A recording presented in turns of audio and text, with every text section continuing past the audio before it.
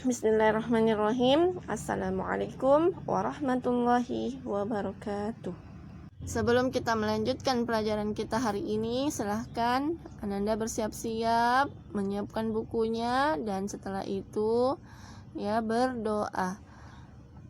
Ingat ya, adab-adab dalam berdoa, dan betul-betul kita meminta kepada Allah Subhanahu wa taala pengetahuan dan ilmu yang bermanfaat.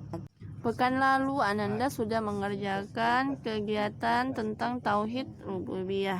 Ternyata banyak ayat dalam Al-Quran yang menjelaskan tentang tauhid rububiyah Allah Subhanahu wa taala. Dan banyak dari makhluk-makhluk Allah Subhanahu wa taala, dari yang kecil sampai yang besar, dari yang Allah ciptakan dari telur, yang Allah ciptakan dari kandungan ibunya, dan Allah ciptakan dari pohon, itu semua merupakan tanda-tanda kebesaran Allah Subhanahu wa taala tentang tauhid rububiyah Allah Subhanahu wa taala. Sekarang kita akan masuk kepada pelajaran ke-7 tentang tauhid uluhiyah. Silahkan Ananda membaca pada halaman 44 dan dijawab titik-titik yang ada. Dan di situ ada poin 1, poin 2, dan poin ketiga. Kesimpulan dari 3 poin ini bahwa Allah Subhanahu wa taala sajalah yang berhak untuk diibadahi, bukan yang selainnya. Nah, inilah yang dimaksud dengan tauhid uluhiyah. Sekarang kita masuk pada kolom perkataan Syekh Muhammad bin Abdul Wahhab rahimahullah. An-naw'u tsani tauhidul uluhiyah wa huwa tauhidullahi ta'ala bi af'alil ibad kan du'ai wan nadri wan nahri war raja'i wal khawfi war raqbah war rahbah wal inaba wal isti'ana wal isti'adha wat ta'zim. Artinya jenis kedua yaitu tauhid uluhiyah.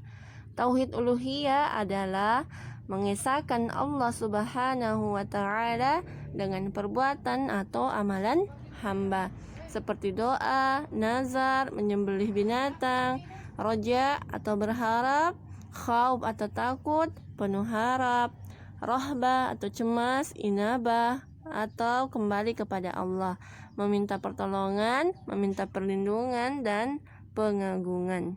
Maknanya apa? Maknanya adalah bahwa seorang hamba, seorang manusia, hendaklah dia menunaikan ibadah dalam rangka mendekatkan diri kepada Allah semata.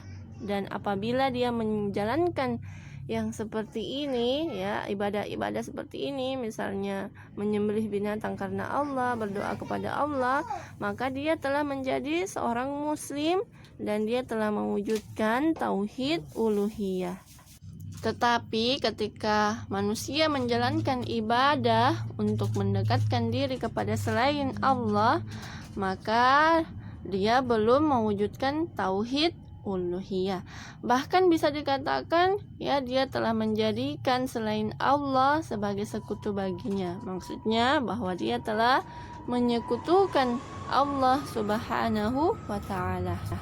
Contoh-contoh ibadah yang dilakukan oleh manusia diantaranya adalah doa, nazar, menyembelih binatang, berharap, atau ar-roja, takut, atau al-khawf, penuh harap, atau ar-rohbah, cemas, atau ar-rahab, kembali kepada Allah, meminta pertolongan, meminta perlindungan, dan pengagungan. Nah, ibadah-ibadah ini tidak boleh kita gunakan untuk mendekatkan diri kecuali hanya Allah semata. Apabila seseorang mempersembahkan semua ibadah-ibadah itu atau sebagian dari ibadah-ibadah itu selain dari Allah Subhanahu wa taala, maka ia belum mewujudkan tauhid uluhiyah. Bahkan bisa terjatuh dalam kesyirikan, dan kita berlindung kepada Allah Subhanahu wa taala dari kesyirikan. Sekarang silahkan Ananda buka bukunya halaman 46. Silahkan dikerja kegiatan murid nomor 1 sampai nomor ke-5. Jika ada pertanyaan atau soal yang kurang dipahami, silahkan Ananda bertanya japri ke Ustazah.